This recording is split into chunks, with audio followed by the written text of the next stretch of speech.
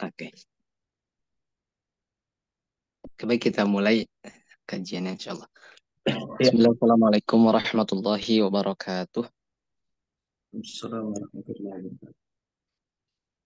Hamdan syakirin, hamdan na'imin, hamdan yuafi ni'amahu wa yukafi'u mazidah. Ya Rabbana lakal hamdu wa lakal syukru kama yanbaghi li jalali wajhika wa azimi sultanik. Allahumma salli wa sallim wa barik ala Muhammadin wa ala alihi wa ashabihi ajma'in, amma ba'd. Ikhwatu iman, hadirin jamaah kajian rutin virtual Sabtu, eh, majelis atau kajian rutin Al-Irsyad Al-Islamiyah Kota Bandung yang dirahmati Allah Subhanahu wa taala. Juga Al-Ustaz yang mudah-mudahan senantiasa ada dalam lindungan Allah Subhanahu wa taala. Gimana kabarnya, Zad? Alhamdulillah. Alhamdulillah. Alhamdulillah.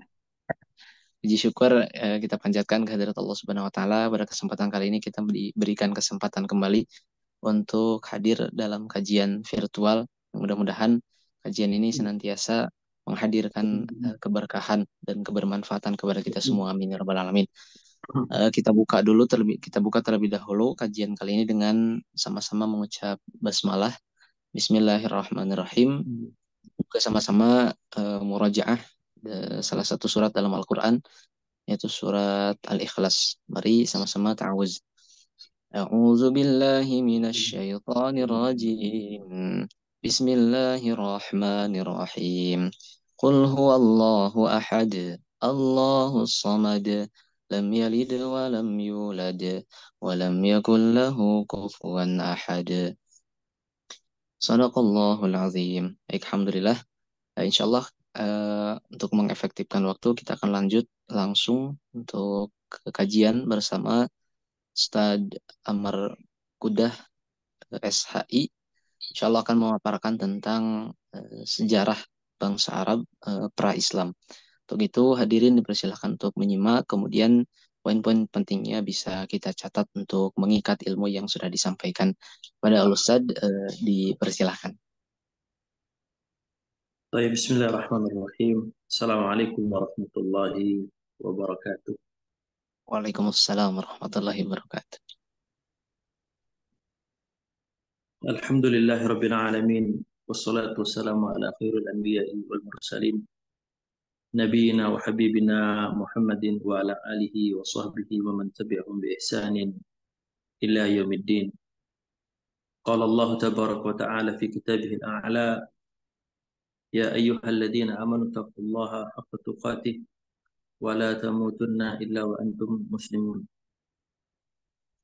Rabbi israh li sadri wa yassir li amri wahlul 'uqdatam min lisani yafqahu qawli. Amma ba'd, para hadirin kajian subuh virtual yang insyaallah dirahmati oleh Allah Subhanahu wa taala. Alhamdulillah, summa alhamdulillah, kita panjatkan puja dan puji syukur kita kepada Allah Subhanahu wa taala yang karena rahmatnya kita masih diberikan kesempatan oleh Allah Subhanahu wa taala untuk menuntut ilmu meskipun jarak yang berada di antara kita ini lumayan jauh, kan tapi tidak menjadikan penghalang bagi kita untuk menuntut ilmu karena media sudah sangat banyak. Yang alhamdulillah sudah ada Zoom.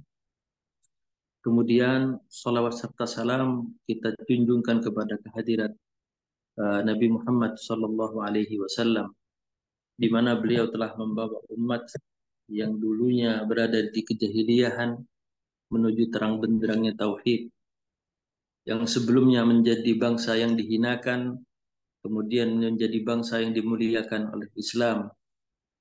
Kemudian para jamaah yang dirahmati oleh Allah Subhanahu wa taala, alhamdulillah kajian kita ini di pagi hari.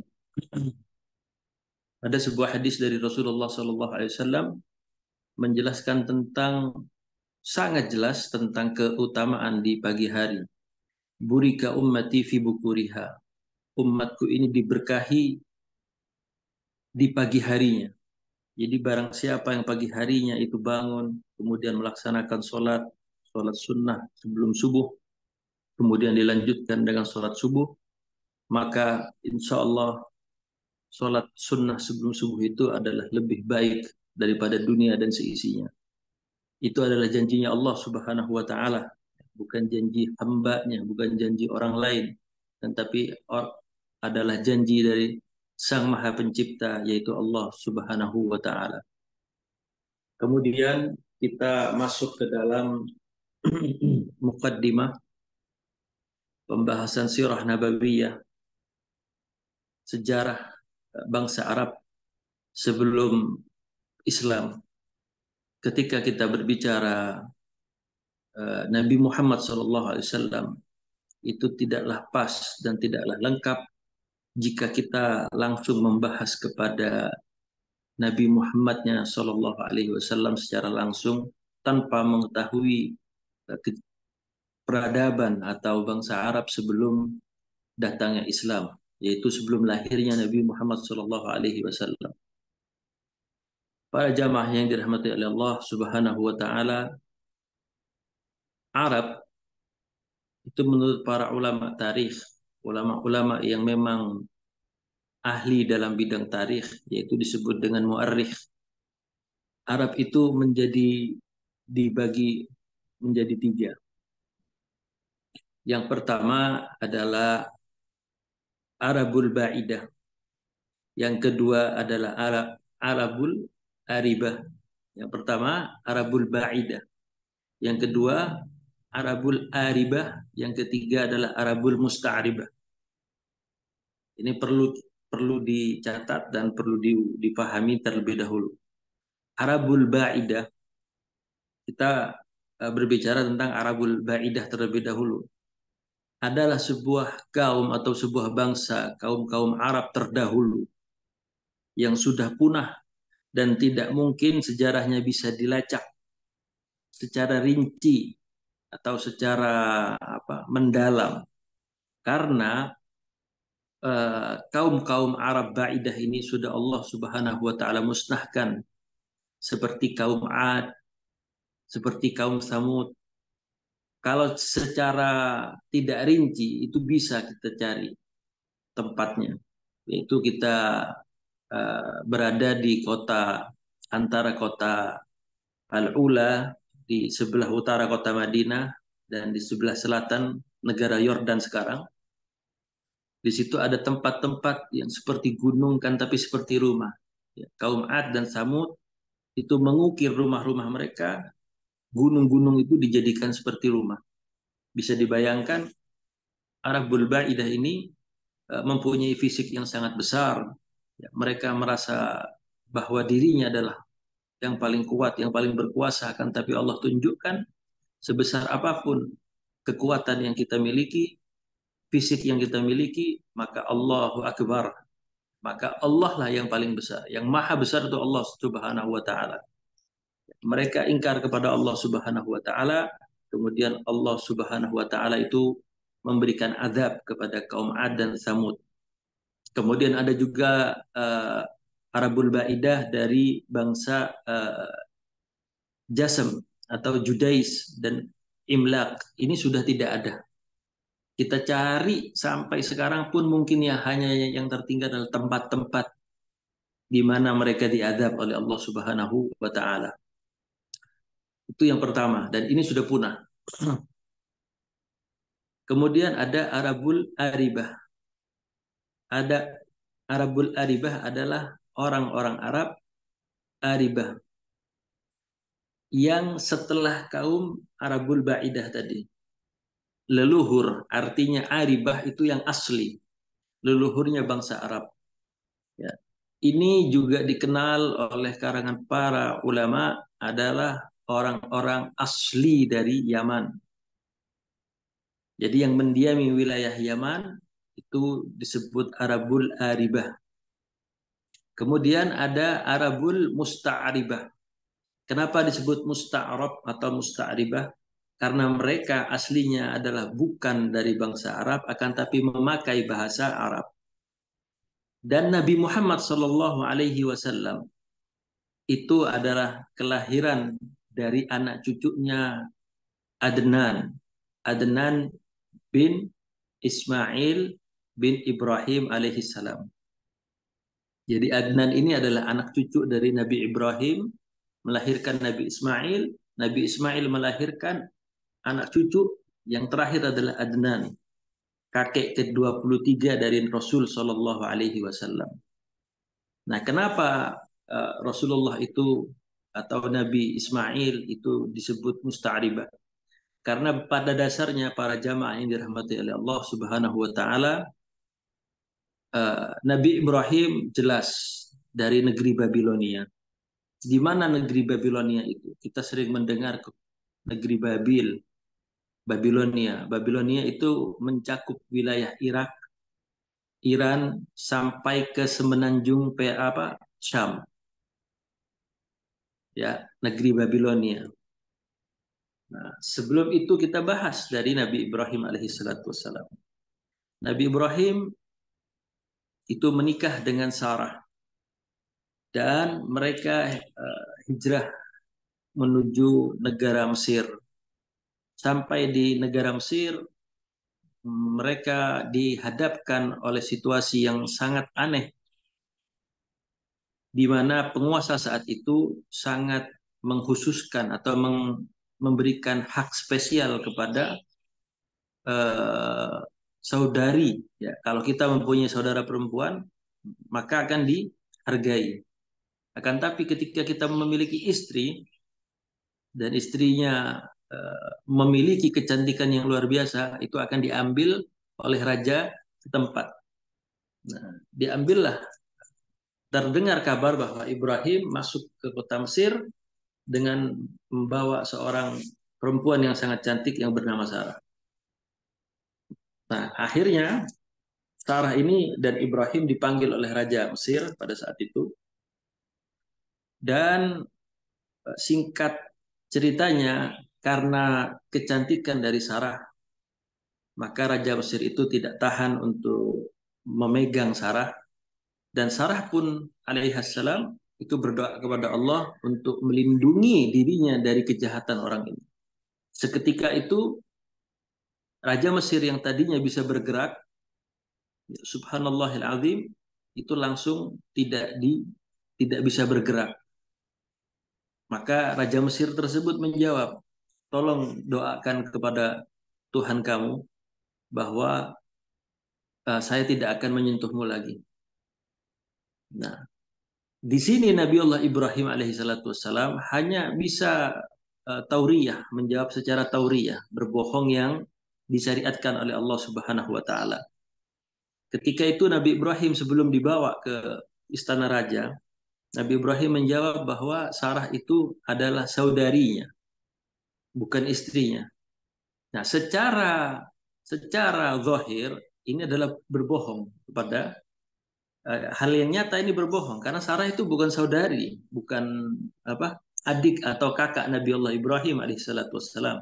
Kan tapi maksud dari Nabi Ibrahim adalah saudari seiman. Jadi ini disebut tauriyah, ya, berbohong yang tidak mendapatkan dosa.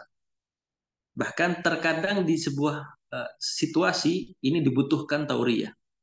Seperti situasinya Nabi Allah Ibrahim alaihissalatu wassalam. Karena kalau memang itu istrinya, maka orang-orang Mesir, raja-raja Mesir pada saat itu mempunyai adat istri orang kalau cantik itu diambil dan dinikahi oleh rajanya. Kan tapi kalau saudari itu tidak diapa-apakan. Tapi dari kecantikan Sarah ini ingin rasa memiliki dari Raja Mesir ini tadi. Sampai kejadian itu 3 kali. Raja Mesir itu ingin menyentuh Sarah dan Sarah selalu berdoa kepada Allah Subhanahu wa taala sampai ketiga kalinya Allah melindungi Sarah dengan Raja Mesir ini tidak bisa bergerak sama sekali.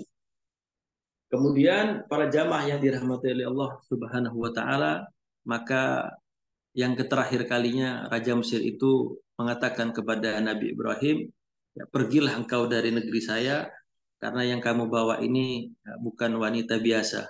Ya, pergilah. Dan wanita secantik ini tidak pantas untuk mengurusi dirinya sendiri, maka diberilah hadiah oleh Raja Mesir itu berupa putri dari negara-negara yang ditaklukkan oleh Raja Mesir tersebut. Nah, diberilah seseorang yang bisa membantu Ibrahim dan Sarah alaihi salatu wassalam, yaitu seorang perempuan yang bernama Hajar alaihi salam. Nah, di sini mulai karena Nabi Allah Ibrahim alaihi salatu wassalam adalah seorang nabi dari Mesir, beliau tidak kembali ke negeri Babilonia. Beliau bertiga kembali ke Palestina, ke kota Hebron. Sekarang kotanya menjadi Hebron. Di sana Nabi Allah Ibrahim alaihissalatu wassalam berdakwah bersama Sarah, istrinya alaihissalatu wassalam, dan Hajar. Dan mereka ini sangat menginginkan seorang penerus, yaitu seorang anak yang kelak akan mungkin juga akan diangkat menjadi nabi. Akan tapi dengan berjalannya waktu, Nabi Ibrahim sudah menua, Sarah juga sudah menua. Kan tapi Allah Subhanahu wa taala tidak mentakdirkan pada saat itu, tidak mentakdirkan bahwa Sarah itu mempunyai anak terlebih dahulu. Maka timbullah niat dari Sarah alaihissalam untuk menikahi Hajar. Nabi Ibrahim menikahi Hajar alaihissalam dan tidak lama kemudian Hajar mengandung, jadi hamil. Nah, masih berada di kota Hebron, mereka berdakwah sampai lahirlah Nabiullah Ismail bin Ibrahim alaihi salatu wassalam. Maka Allah Subhanahu wa taala memberikan perintah kepada Nabi Ibrahim untuk membawa Hajar dan Ismail ke arah selatan dari kota Syam, dari negeri Syam. Perlu kita garis bawahi dan perlu kita catat para jamaah yang dirahmati oleh Allah. Negeri Syam itu ada 4 negara. Yang pertama adalah Suriah, yang ibu kotanya adalah Damaskus. Yang kedua adalah Palestina. Yang ketiga ada Lebanon, Beirut ya. Kemudian yang keempat adalah Jordan. Ini dulu 4 negara menjadi satu, disebutnya wilayah Syam.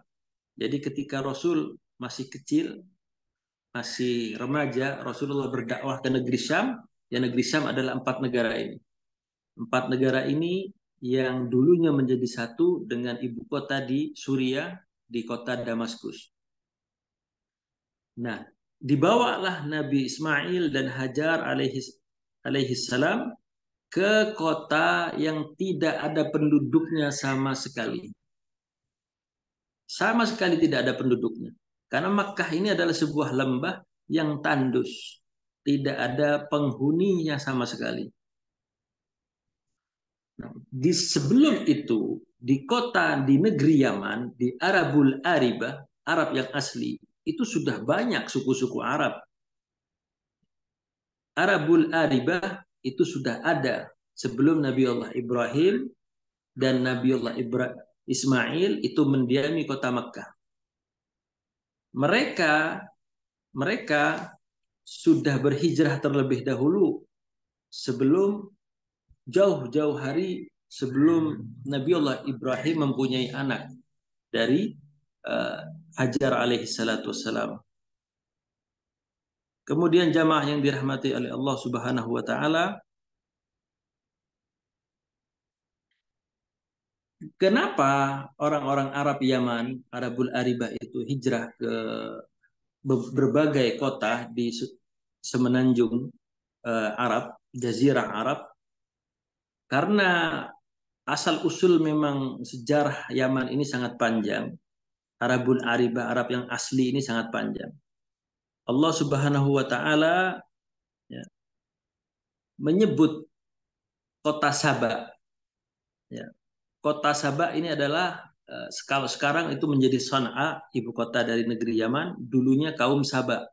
Kaum Saba ini sudah ada dari semenjak Nabi Allah Sulaiman alaihi salatu wassalam menikahi Balqis. Nah, itu Balqis dari negeri Saba. Nabi Allah Sulaiman itu jauh sebelum Nabi Allah Ibrahim. Berarti peradaban Yaman ini lebih tua dibanding peradaban Mekah dan Madinah. Allah Subhanahu wa taala memberikan rahmatnya baldatun thayyibatun wa rabbul ghafur kepada negeri Yaman.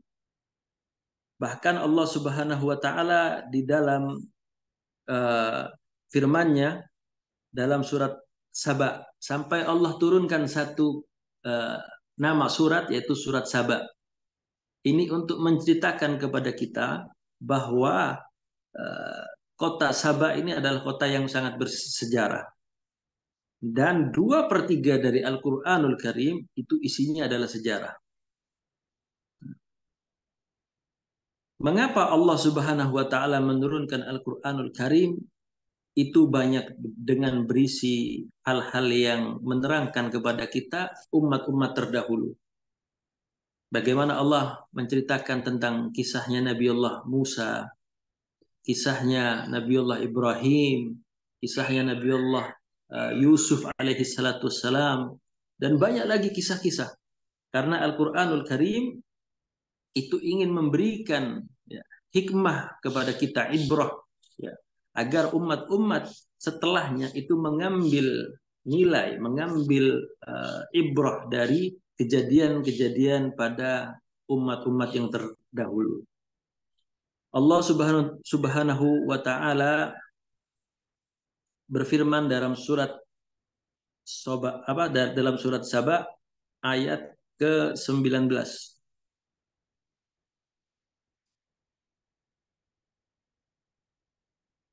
Allah Subhanahu wa Ta'ala berfirman, laqad kana li saba'in. Setelah itu sesungguhnya pada kaum Saba fi maskanihim ayah, di suatu tempat di kota Saba Allah Subhanahu wa Ta'ala memberikan kekuasaan atau tanda kebesaran Allah. Ayah min ayatillah, tanda dari tanda-tanda kebesaran Allah Subhanahu wa Ta'ala. Apa tanda-tanda kebesaran Allah yang diberikan Allah kepada kaum Saba atau orang-orang di negeri Yaman? Adalah jannatani. Di sini Allah Subhanahu wa Ta'ala memakai kata jannatan. Bukan berarti kedua surga, enggak. Surga tidak ada di dunia. Jannatan ini para ulama sepakat yaitu dua kebun, ya. Dua kebun, jannatani anil yamini was shimal. Di sebelah kanan dan di sebelah kiri.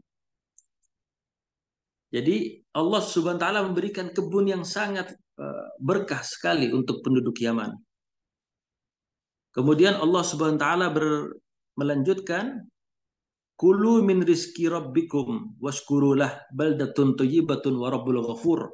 Ini adalah sabdanya, firmannya Allah Subhanahu wa Ta'ala khusus kepada penduduk Yaman.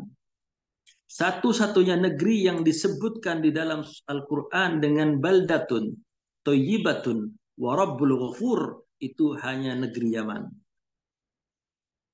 Kemudian jamaah yang dirahmati oleh Allah Subhanahu wa Ta'ala, nah, mengapa mereka ini ingkar kepada Allah Subhanahu wa Ta'ala?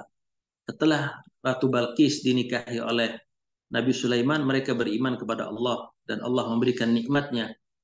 Akhirnya Allah Subhanahu wa Ta'ala memberikan peringatan atau azab kepada orang-orang Yaman yang generasi setelahnya karena mengingkari Allah Subhanahu wa Ta'ala.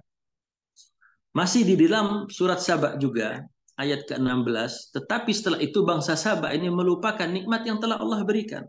Dan ini juga menjadikan kita, ketika kita diberikan nikmat oleh Allah Subhanahu wa Ta'ala, maka jangan kita lupakan.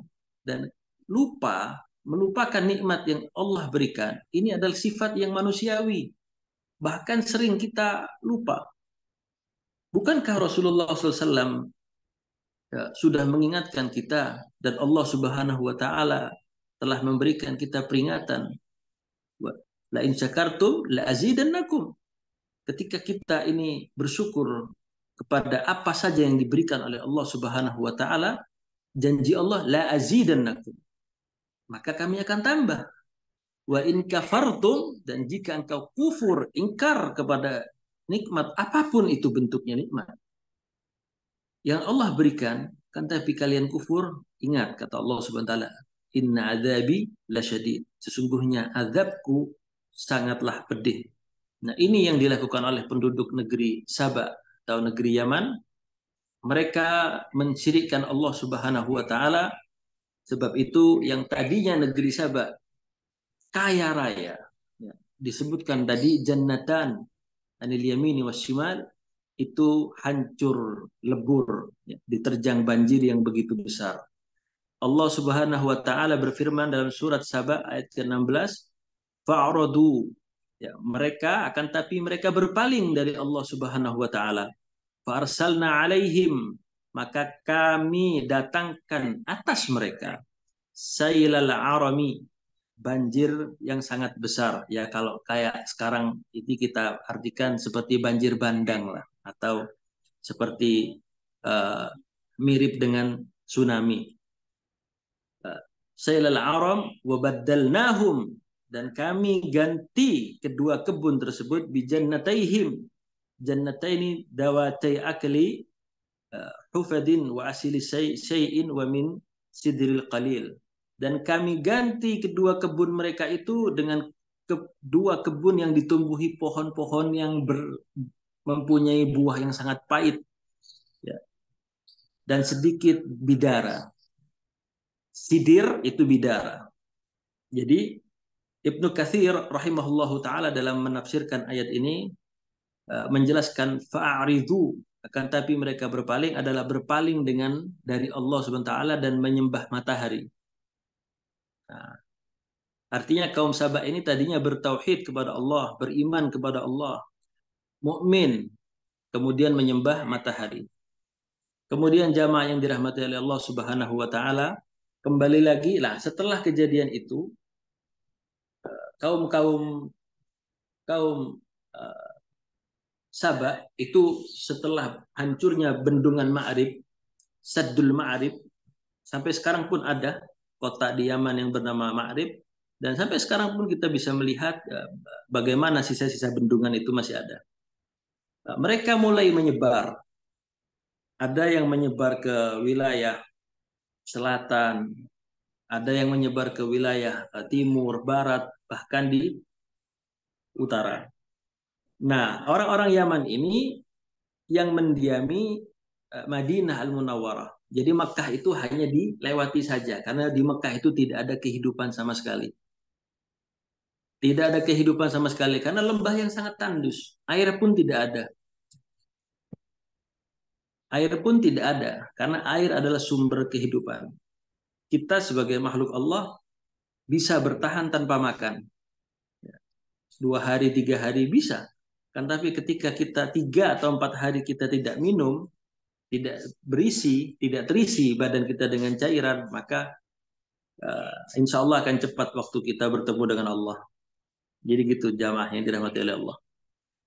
Kemudian setelah itu mereka ini hanya melewati saja kota Mekkah ini. Karena kalau kita lihat dari peta Jazirah Timur Tengah, kita tahu peta Timur Tengah, di bawah itu adalah negeri Yaman. Mereka kalau ke Madinah itu pasti jalurnya ke atas atau ke wilayah bagian utara dari kota eh, dari negeri Yaman. Nah, Makkah itu ada di sebelah utaranya. Di sebelah utaranya lagi ada Madinah Al-Munawwarah. Nah, Makkah tidak ditempati. Nah, setelah itu Nabi Ibrahim datang dan membawa Ismail. Ismail kecil, masih kecil. Dan Hajar ditinggal berdua di situ, di tempat yang tidak ada apa-apa sama sekali. Tidak ada kehidupan, tidak ada peradaban, tidak ada apapun sama sekali. Ditinggal di situ. Kemudian Hajar bertanya kepada Nabi Ibrahim, bagaimana engkau meninggalkanku di sini dengan aku membawa seorang bayi? Tidak dijawab oleh Nabi Ibrahim. Kemudian pertanyaan terakhir dari Hajar adalah, Allah amaraka bihada? Apakah Allah Subhanahu wa taala yang memerintahkanmu untuk ini? Dan Nabi Ibrahim mengatakan, iya. Perlu digarisbawahi, Nabi Ibrahim ketika itu tidak mau menoleh kembali. Jadi setelah menaruh Hajar dan Ismail di sebuah tempat yang di Bakkah Al-Mukarram, ya. Kota Makkah itu dulu namanya Bakkah. kemudian ditaruh di situ dan langsung berpaling, tidak mau menoleh lagi. Ya bagaimana? Mungkin kalau Nabi Ibrahim menoleh, tidak akan sanggup meninggalkan istri dan anaknya di tempat itu. Langsung ditinggal oleh Nabi Ibrahim. Kembali ke negeri Palestina di kota Hebron. Nah, kemudian ada yang menarik di sini. Lahirnya bangsa Arab sampai ke lahirnya Nabi Shallallahu Alaihi Wasallam itu bertepatan dengan momen ini. Ketika Ismail dan Hajar ditaruh di Makkah, Hajar itu bingung bagaimana saya memberikan makanan dan minuman kepada bayi ini. Nah, mulailah Hajar mencari air, ya, mencari air dari Sofa ke Marwa, dari Marwa balik lagi ke Sofa, balik lagi ke Marwa, terus seperti itu terus. Nah, ini lahirlah ibadah sa'i. Ketika kita umrah atau haji, itu kita meneladani bagaimana Hajar alaihissalam berusaha sekuat mungkin untuk memberikan kehidupan untuk anaknya ini. Sampai-sampai di ujung telapak atau tumitnya Nabi Ismail yang masih kecil ini memancarkan air, sumber air yang sampai saat ini dan sampai akhir zaman itu mengalir terus-menerus, dan itu adalah air Zam-Zam. Nah, mengapa diberi nama air Zam-Zam? Karena begitu Hajar ini datang dan melihat sumber air memancar di bawah kedua tumit dari Nabi Ismail, maka otomatis senang gembira dan membuat bendungan kecil sambil mengatakan Zam-Zam. Zam-zam sendiri tidak ditemukan di dalam kamus bahasa Arab. Nah, menarik. Kenapa? Karena kembali lagi Ismail, Hajar, Ibrahim, dan Sarah ini tidak berbicara dengan bahasa Arab. Yang berbicara dengan bahasa Arab adalah Arabul Aribah, Arab asli yang dari negeri Yaman. Nah, kapan mereka ini bersentuhan langsung secara fisik dan budaya dengan orang-orang Arab Yaman? Ketika Nabi Ismail nangis dan memancarkan air Zam-Zam, langsung Hajar mengatakan Zam-Zam, artinya berkumpul. Nah, berkumpul itu dalam bahasa Arab bukan Zam-Zam. Berkumpul dalam bahasa Arab itu tajamma, dikumpulkan supaya tidak kemana-mana airnya. Karena pasir itu menyerap air, ya, maka dikumpulkan sampai menjadi sebuah sumur-sumur kecil, itu memancarkan kehidupan. Setelah keluarnya air Zam-Zam, disitulah ada kehidupan. Dan bangsa Arab yang dari negeri Yaman itu hijrah dari negeri Yaman menuju, niatnya mau ke Yasrib. Yasrib ini adalah nama lain dari kota Madinah Al-Munawwarah. Nah, setelah itu para jamaah yang dirahmati oleh Allah Subhanahu wa taala, ada yang menarik. Allah Subhanahu wa taala memberikan informasi kepada Nabi Ibrahim dengan lahirnya Ismail tadi. Inna nubasyyiruka bighulamin halim. Sesungguhnya kami akan memberikan kabar gembira kepada kamu wahai Ibrahim bighulam. Ingat, Allah Subhanahu wa taala memberikan informasi ghulam, anak laki-laki, anak kecil laki-laki. Bighulamin halim, yang mempunyai hati yang lemah lembut. Nah, lahirlah Ismail. Kemudian setelah Nabi Ismail ini hijrah, dibawa oleh Nabi Ibrahim ke Makkah Al-Mukarramah, Sarah masih belum punya anak. Setelah itu Nabi Ibrahim yang sudah sangat tua, Sarah juga sudah sangat tua, diberikan kabar gembira oleh Allah Subhanahu wa taala, inna nubasyyiruka bigulamin alim. Sesungguhnya kami akan memberikan kabar gembira kepada engkau wahai Ibrahim dengan seorang anak laki-laki yang alim, alim yang mempunyai kepintaran. Lahirlah Ishak. Ya. Jadi Ishak dan Nabi Ismail adalah saudara satu ayah dan beda ibu.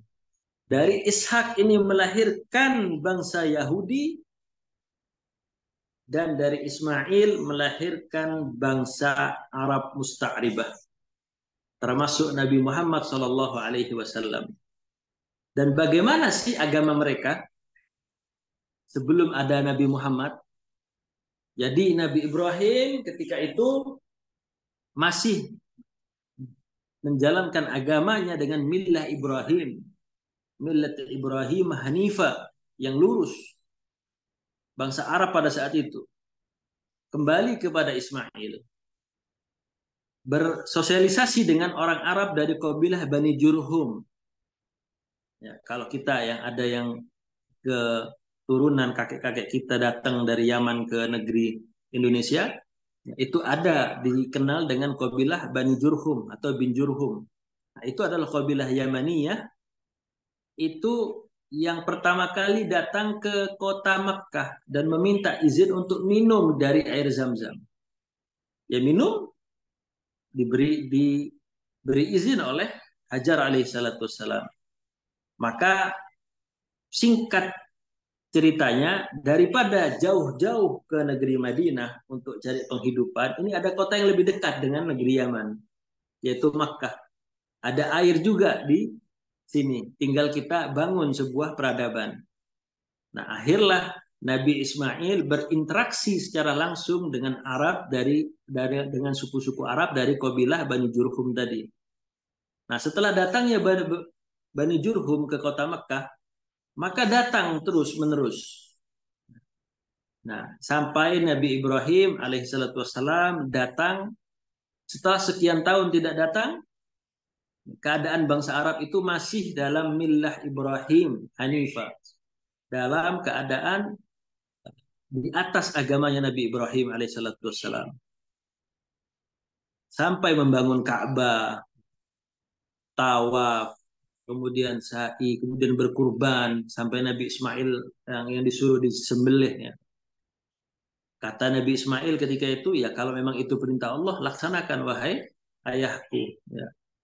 Ayah yang begitu cinta kepada anaknya, ditunggu bertahun-tahun, yang dinantikan setelah lahir, setelah beranjak dewasa, Allah perintahkan Nabi Ibrahim untuk menyembelih anaknya. Dan Nabi Ibrahim bertanya kepada Nabi Ismail, saya diperintahkan oleh Allah untuk menyembelihmu. Maka apa pendapatmu? Kata Nabi Ismail, ya karena Nabi Ismail juga calon Nabi. Maka kalau memang itu perintah Allah, maka laksanakan. Nah, seketika itu ketika hendak disembelih, maka Allah turunkan ya, seekor domba jantan yang sangat besar untuk dijadikan kurban. Dan ini ibadah kurban kita di Idul Adha. Sa'i, tawaf sama semua. Nah, setelah itu menikahlah Nabi Ismail alaihi salatu wassalam dengan seorang wanita dari kabilah Bani Jurhum. Ya, menikah. Setelah itu Nabi Ibrahim datang untuk menjenguk anaknya. Ditemui di rumahnya tidak ada Nabi Ismail. Kemanakah Ismail? Nah, perempuan ini sangat tidak sopan dalam menjawabnya. Tidak ada. Ismail nggak ada. Bagaimana kehidupan kalian? Kehidupan kita miskin, kita nggak ada rezeki apa-apa. Allah menyempitkan ujian ini bagi kita. Kapan Ismail datang? Ismail nggak tahu, mungkin datang, mungkin enggak. Ya, intinya perempuan ini tidak mempunyai adab. Ya. Setelah itu Nabi Ibrahim berpesan kepada perempuan tersebut, ya sudah, seorang tamu, ya orang Arab jahiliyah di sini bukan berarti mempunyai otak yang bodoh, tidak. Karena orang Arab jahiliyah itu karena menyembah berhala tadi, makanya disebut jahiliyah. Tapi kalau secara budaya, secara kepintaran, itu mereka sudah luar biasa. Nah, kepintaran-kepintaran tersebut itu sampai ada yang nanti ketika itu, ketika nanti menguasai Ka'bah itu ada yang dibagi, ada yang membagikan air zam-zam kepada orang-orang yang berhaji, ada yang menjaga keamanan, sampai bisa berpikir seperti itu berarti bukan orang bodoh, ada yang ahli syair, ada yang ahli berperang, ada yang ahli strategi, ada yang ahli uh, melobi dan lain-lain. Jadi kepintaran-kepintaran itu memang terjadi di bangsa Arab. Kan tapi yang disebut jahiliyah bukan secara uh, rasional mereka tidak, akan tapi secara ubudiyah mereka, ibadah mereka, mereka disebut jahiliyah. Nah, kembali pesan tersebut adalah ya sudah. Kalau nanti Ismail datang, liyufarriqa Ismaila atabata babi. Ya, ingat kalimat ini.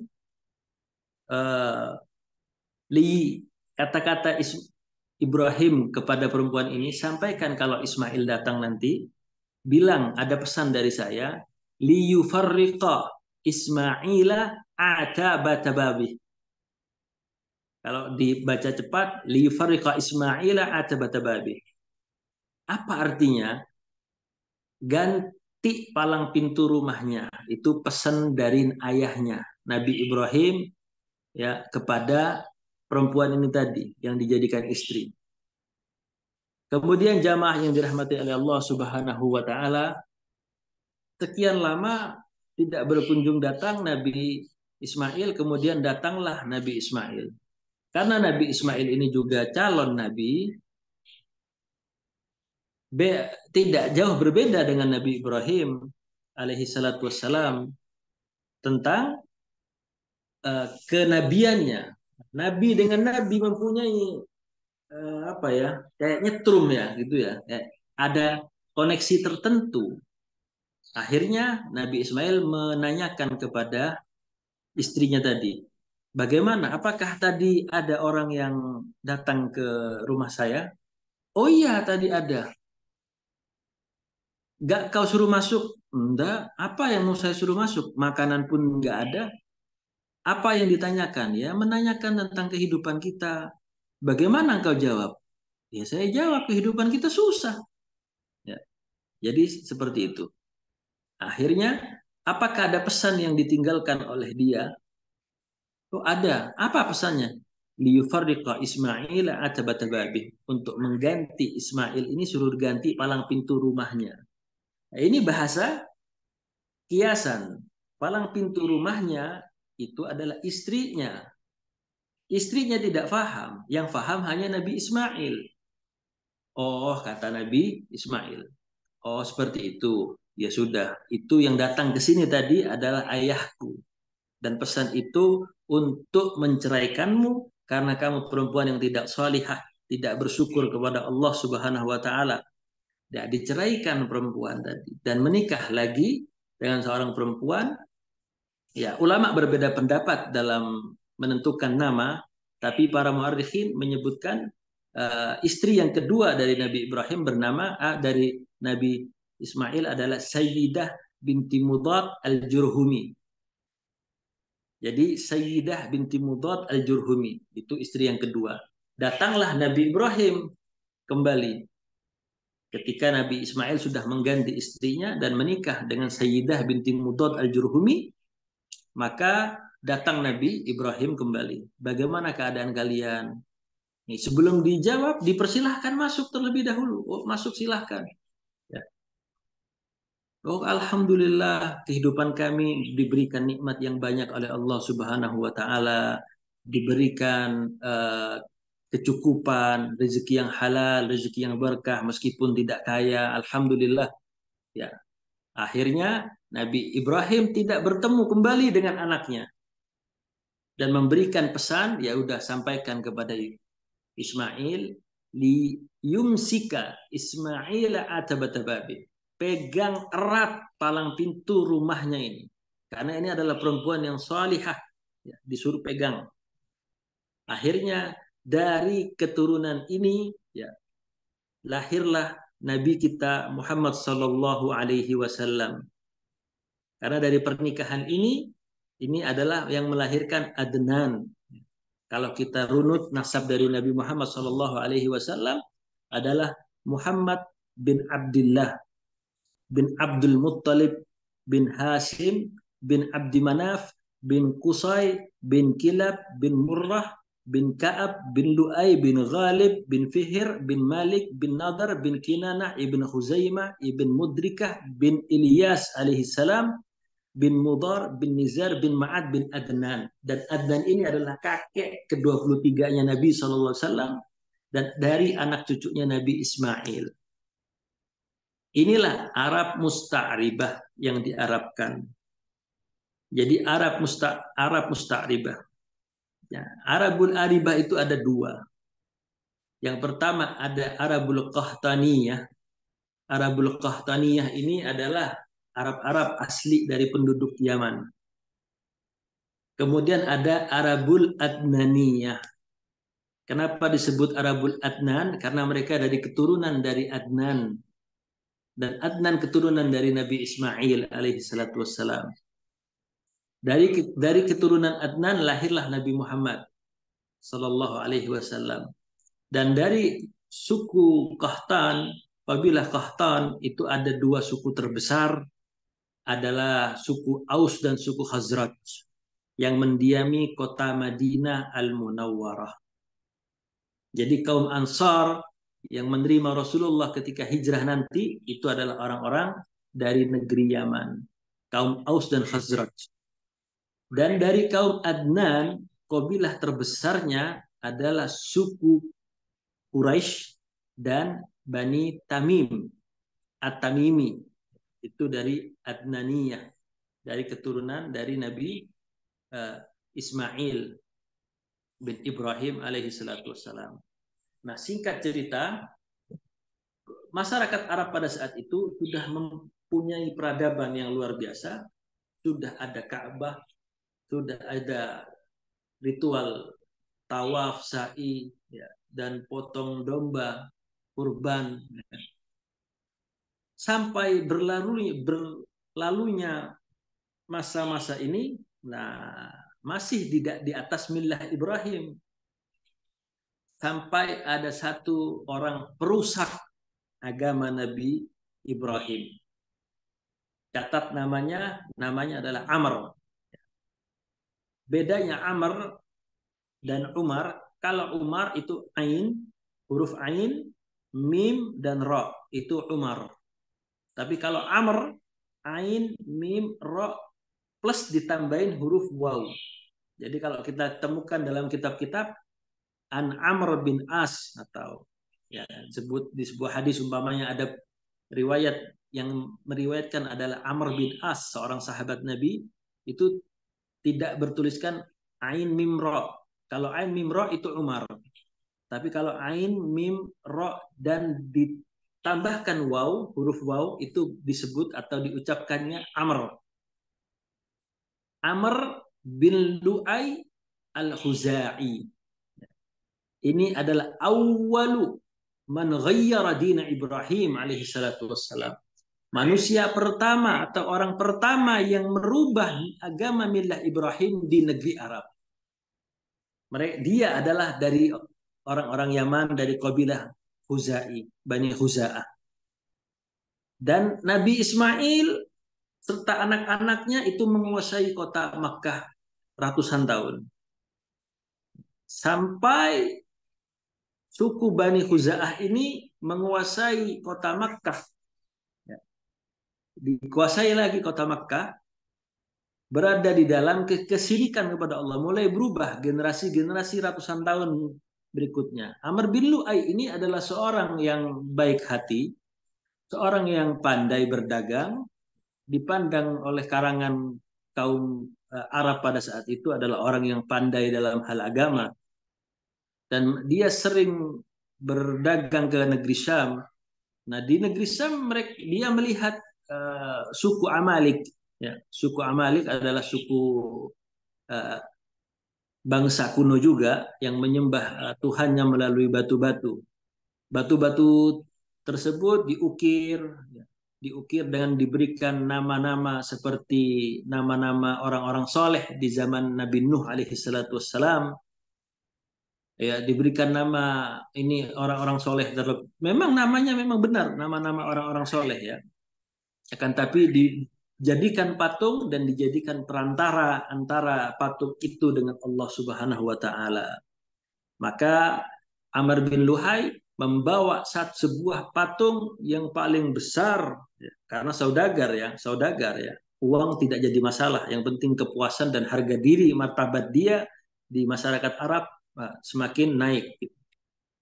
Dibawalah patung ini dan ditaruh di samping Ka'bah Al-Mukarramah. Berhala ini, patung ini bernama Hubbal atau Hubal. Nah, ini patung pertama yang dibawa oleh Amr bin Luhai Al-Khuzai ya, dan mengajak ya, orang-orang Arab.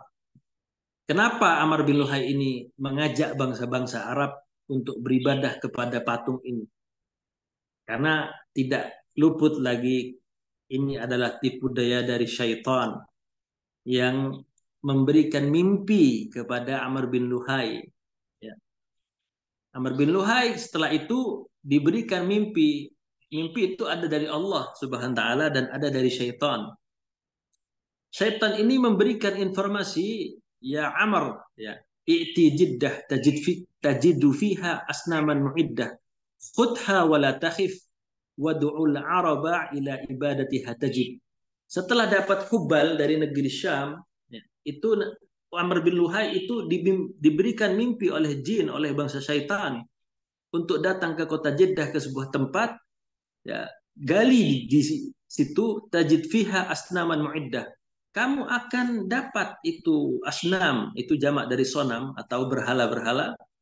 Mu'iddah, khudha, ambil itu, wala takhif, jangan takut.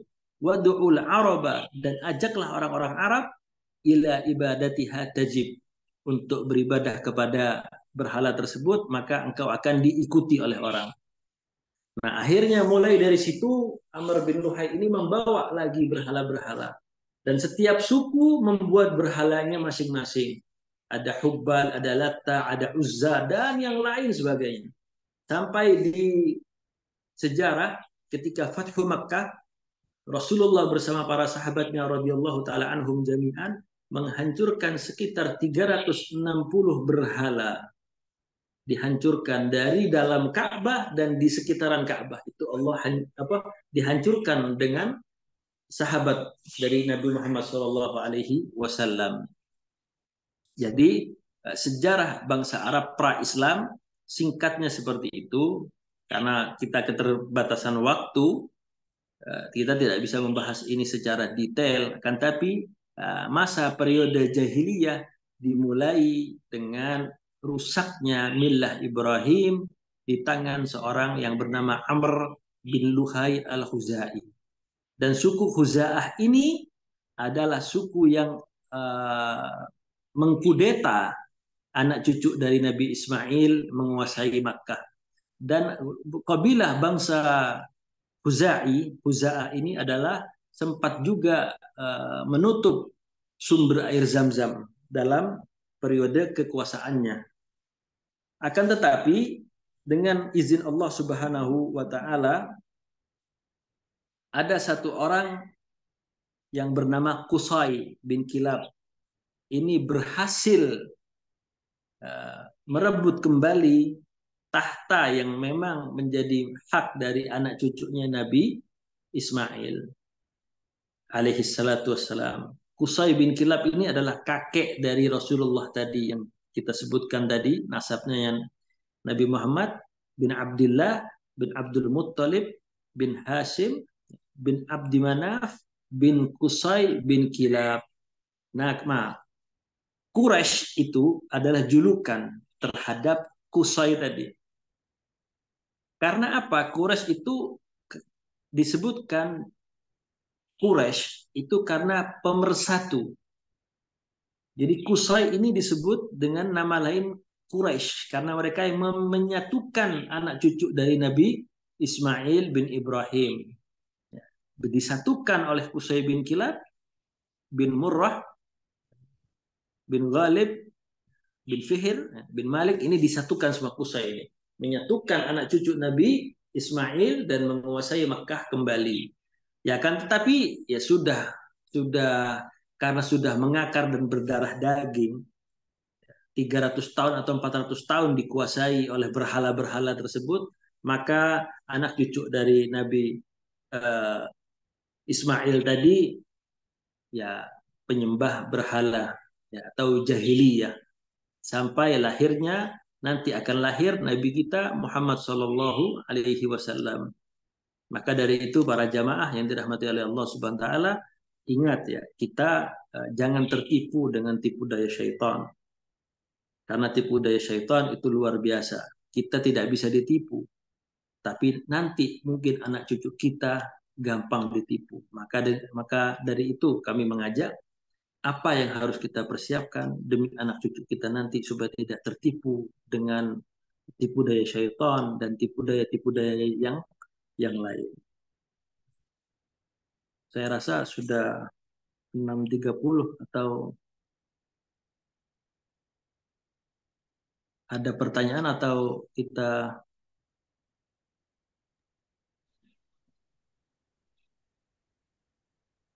sisa berapa menit, Ustadz? Kalau ada yang mau bertanya, Ustadz. Baik, Ustaz. Insya Allah sisa kurang lebih 4 menit. Mudah-mudahan nanti bisa diefektifkan untuk pertanyaan. Ada beberapa yang masuk, Ustaz. Oh ya, sebentar, saya belum lihat ya, sebentar. Bismillah, izin bertanya Ustadz terkait dengan isu tentang nasab Ba'alawi yang sedang viral. Bagaimana kita sebaiknya menyikapinya? Wah, luar biasa ini. Luar biasa ini. Ini pertanyaannya sangat menarik. Mereka kaum Ba'alawi, kita terlepas dari hal itu tidak menjadikan kita atau bertambah iman kita atau berkurang iman kita. Ya kita ambil dalam apa tempat yang sebagaimana tempat asli kita, udah kita tengah-tengah saja. Kita tengah-tengah saja. Bagaimana tentang isu nasab mereka, apakah benar atau tidak? Ya wallahu taala alam bisawab yang bisa menjawab itu. Akan tetapi kalau memang mereka mempunyai jalur ke arah sana, ya mengapa tidak gitu. Kalau mereka mempunyai nasab ya. Dan siapa juga yang bisa hafal nasabnya? Kita, siapa yang bisa hafal nasabnya sampai ke kakek-kakeknya, sampai ke ribuan tahun? Siapa? Ada? Ya mustahil ya. Makanya ada, oh ini terputus nasabnya. Ini berarti bukan, ya wallahu a'lam. Jadi kita sikapi sesuatu yang kita tidak mempunyai ilmu di dalamnya. Itu kita jangan disibukkan dalam hal-hal yang seperti itu. Kalaupun mereka memang keturunan dari Rasulullah SAW, dari uh, Ali bin Abi Thalib dan Fatimah Zahra, ya mereka ya wajib kita hormati saja, tidak berlebihan dan tidak meremehkan mereka. Kita hormati saja, ya. Kan tapi ketika mereka mengajak kepada hal-hal yang mungkar, ya kita ya tidak perlu kita ikutin ya, hal-hal yang seperti itunya. Kalau siapapun itu, tidak terlepas dari nasab Alawi atau nasab orang-orang manapun. Kalau benar ya kita benarkan.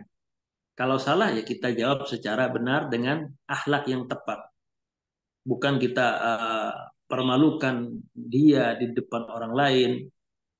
Karena orang lain, muslim sama muslim itu mempunyai apa namanya, izzah, harus mempunyai izzah.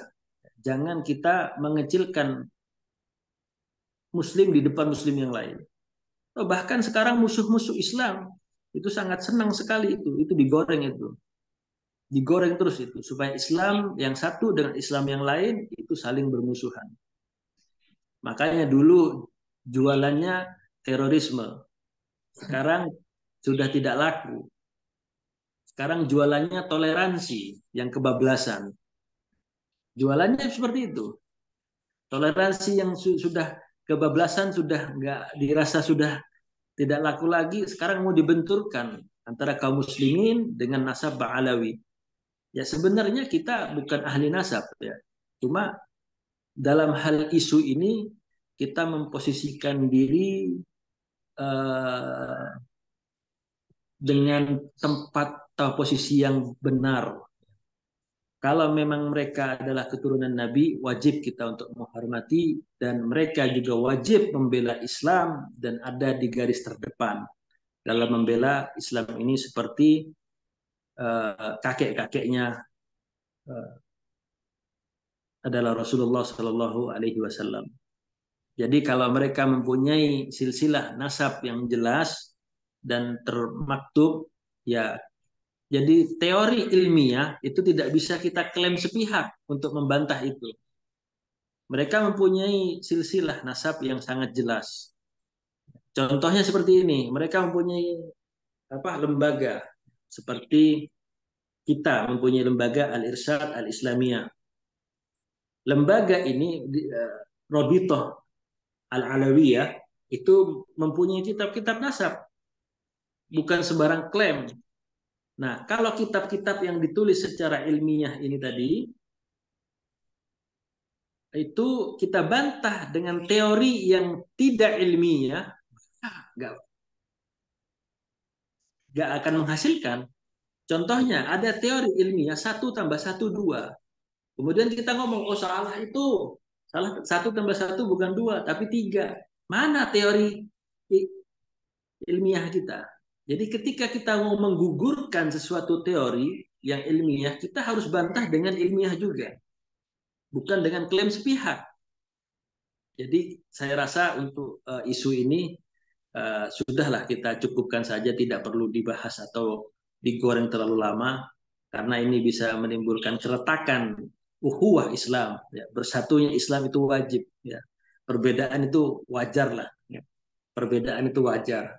Islam pun, ya, dunia nyata pun ada perbedaan. Laki-laki, perempuan berbeda. Walaysat dzakari unsa, dan laki-laki itu nggak sama dengan perempuan. Hak-haknya, kewajiban-kewajibannya, bahkan warisnya, dapat jatah warisannya lebih banyak laki-laki atau banyak perempuan. Allah pun membedakan. Jadi seperti itu. Tidak perlu diperpanjang untuk berkaitan dengan nasab itu. Masya Allah, Ustadz, lengkap dan enak didengarnya. Jazakumullahu khair. Waktunya kurang. Ya, iya juga. Karena membahas Arab ini memang tidak bisa dengan secara waktu yang singkat ya, karena memang panjang sejarahnya ini saya coba peringkas saja, karena kalau tidak diperingkas bisa 4 jam 3 jam ini, apalagi ketika nanti masuk di kelahiran Nabi, kemudian di zaman Nabi SAW hidup, ya ini nggak bisa, jadi memang butuh waktu yang sangat panjang. Kemudian dengan berkaitan, izin bertanya Ustaz, berkaitan dengan sejarah Arab pra-Islam, kata Imam Ar-Razi dalam kitab tafsir Mafatihul Ghaib, tradisi membunuh anak perempuan di kalangan Arab jahiliyah setidaknya terjadi karena 3 motif: kemiskinan, wanita yang tidak bisa bekerja, dan berperang seperti laki-laki, khawatir diperbudak. Pertanyaannya, kenapa bangsa Arab jahiliyah tidak mengalami kepunahan? Mengingat secara logika manusia lazim terlahir dari perempuan. Masya Allah. Ya, memang uh, tradisi membunuh anak di Jazirah Arab atau di masyarakat jahiliyah dulu memang ada. Termasuk dari Umar bin Khattab radhiyallahu taalaan pernah membunuh anak perempuannya. Memang karena satu yang disampaikan ini benar, kemiskinan, mereka hidup di padang pasir yang tidak yang dituntut manusia itu untuk jadi kuat, karena yang lemah akan ditindas dan akan meninggal. Kemudian yang kedua, perempuan itu diremehkan oleh bangsa Arab jahiliyah karena tidak bisa berperang. Kemudian yang ketiga, di sini juga ditulis tidak bisa bekerja seperti laki-laki dan khawatir diperbudak. Nah, pertanyaannya, kenapa kok tidak punah? Karena perempuan-perempuan yang sudah dewasa itu di zaman Arab Jahiliyah mempunyai adat yang sangat mengerikan. Ya. Satu istri, satu wanita ya, itu bisa uh, afwan, berhubungan badan dengan 4 orang laki-laki atau lebih. Ketika hamil, ketika hamil, uh, ini anaknya siapa? Kan nggak mungkin kalau anak hasil sumbangan, nggak nggak mungkin juga. Nah itu yang menentukan adalah istrinya, wanita ini tadi. Wanita ini tadi, oh saya maunya dengan anaknya ini karena dia kaya, karena dia ganteng, karena dia yang lain lah. Nah, jadi itu pernikahan pada zaman Arab jahiliyah dulu seperti itu. Nah, tidak mengalami kepunahan karena tidak semua masyarakat Arab itu melakukan hal seperti itu. Tidak semua, itu hanya sebagian kecil yang memang fanatik. Ya. Pada masyarakat Arab jahiliyah itu masih ada yang di agama millah Ibrahim seperti Khadijah. Ya. Khadijah bintu Khuwailid itu atas-atasnya Khadijah itu semua berada di millah Ibrahim, termasuk pamannya Waraqah bin Nufail itu di atas millah Ibrahim. Jadi tidak semua yang dilakukan oleh bangsa Arab itu menjadi kita untuk memukul rata semua bangsa Arab itu biasanya membunuh perempuannya. Tapi kok tidak punah? Ya ini atas izin Allah Subhanahu wa taala juga. Ketika kita dijajah oleh Belanda VOC 350 tahun, kenapa kita bisa merdeka? Kenapa kok nggak bisa merdeka dari awal-awal? Ya, ini semua adalah sunnatullah yang sudah menjadi ketentuan Allah. Allah yang rancang ini semua. Jadi Allah yang menyiapkan Nabi Muhammad SAW dari rahimnya Aminah ya, bintu Wahab, ya, Aminah bintu Wahab dan dari ayah Abdullah ya, bin Abdul Muttalib. Ya, ini memang menjadi hal yang sangat dilindungi oleh Allah dan Allah persiapkan memang Nabi Muhammad ini dari rahim yang suci dan dari ayah yang tidak pernah berzina. Ya. Karena banyak perzinahan di zaman itu dan Nabi Muhammad dan leluhur-leluhurnya Nabi Muhammad itu tidak pernah berzina sama sekali. Memang Allah siapkan Nabi Muhammad ini kalau ayahnya Nabi Muhammad berzina, kakeknya Nabi Muhammad berzina, semua atas-atasnya Nabi Muhammad berzina. Bukankah gampang orang-orang musyrikin itu untuk meruntuhkan, ngapain kamu dakwah wahai Muhammad? Kamu melarang berzina, tapi kakek-kakek kamu berzina. Gampang untuk menjatuhkan dakwahnya Nabi kalau memang Nabi Muhammad itu dari keturunan-keturunan orang-orang yang berzina waliyadzubillah. Tapi Allah jaga keturunan Nabi kakek-kakeknya Nabi ini dari hal perbuatan tersebut. Ya, Nabi dari kabilah Bani Hashim, sukunya suku Quraisy. Nah, suku Quraisy ini terbagi jadi banyak juga, termasuk Abdud Dar, Abdus Syams, ya. Dan banyak kaum-kaum Arab. Ada bangsa Quraisy, ada Hashim, Bani Hashim, Bani Abdi Manaf, Bani Adi, Umar bin Khattab itu dari Bani Adi, kemudian dari Bani Abdus Syams, Abduddar, banyak lagi. Ya. Tapi yang khusus dari Bani Hashim ini yang dijaga oleh Allah Subhanahu wa taala. Jadi dari sini mungkin dari keturunan dari Bani Hashim dan tidak semua bangsa Arab itu melakukan hal-hal yang seperti itu. Memang ada, tapi tidak semua. Termasuk Umar bin Khattab pernah membunuh anak perempuannya sendiri. Ya, makanya itu tidak punah gitu. Wallahu taala alam bisawab. Memang tidak mengalami kepunahan mengingat secara logika manusia lazimnya terlahir dari perempuan. Memang tidak semua. Kalau semua ya sudah habis gitu.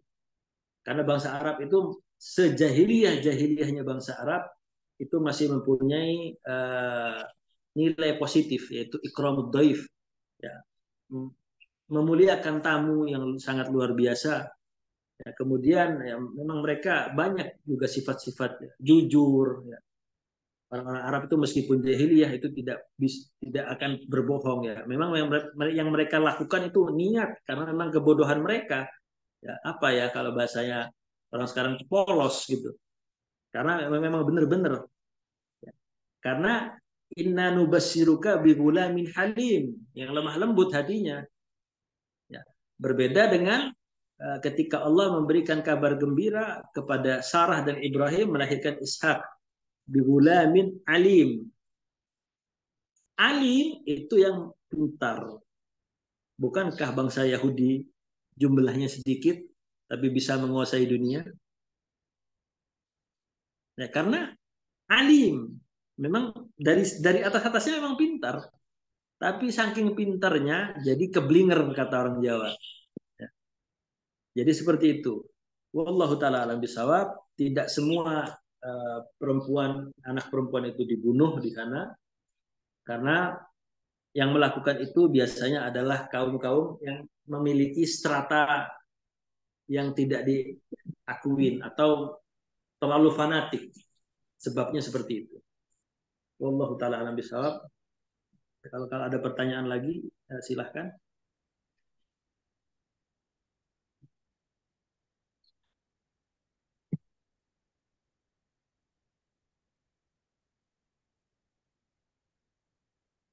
Baik, cukup mungkin saja. Alhamdulillah.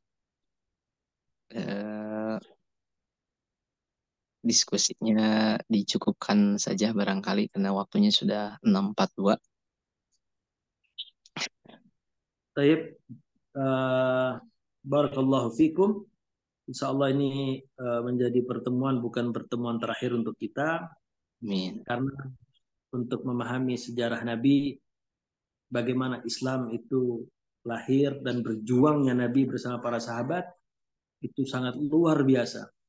Dan sirah sejarah Islam itu bukan sekedar tanggal, bukan sekedar tahun, bukan sekedar kejadian ini, kejadian itu. Banyak kejadian yang bisa kita ambil hikmahnya. Ya, mudah-mudahan Allah Subhanahu wa taala memberikan keberkahan ilmu di pagi hari ini dan menjadikan hari ini adalah hari yang sangat berkah untuk kita, serta kita jangan lupa mendoakan kaum muslimin ya, khususnya di Palestina dan secara umum di seluruh dunia agar Allah Subhanahu wa taala memberikan kekuatan dan kemenangan bagi mereka. Amin Allahumma amin. Baik, kita tutup dengan membaca doa kafaratul majlis. Subhanakallahumma wa bihamdika asyhadu an la ilaha illa anta astaghfiruka wa atubu ilaik. Pak, Papa. Baik, terima kasih training doa jazakumullahu khair. Syukron jazakallahu khair. Mudah-mudahan ilmu yang diberikan, ilmu yang disampaikan bermanfaat dan tentunya bisa kita amalkan dalam kehidupan kita. Amin ya rabbal alamin. Kita akhiri majelis kita. Mudah-mudahan insya Allah bisa bertemu lagi di minggu depan atau pertemuan-pertemuan berikutnya. Kita akhiri dengan alhamdulillah, alhamdulillahirabbil alamin. Istighfar, astagfirullahaladzim. Doa kafaratul majlis. Subhanakallahumma bihamdika asyhadu an la ilaha illa anta astaghfiruka wa atubu ilaik. Assalamualaikum warahmatullahi wabarakatuh. Waalaikumsalam warahmatullahi wabarakatuh.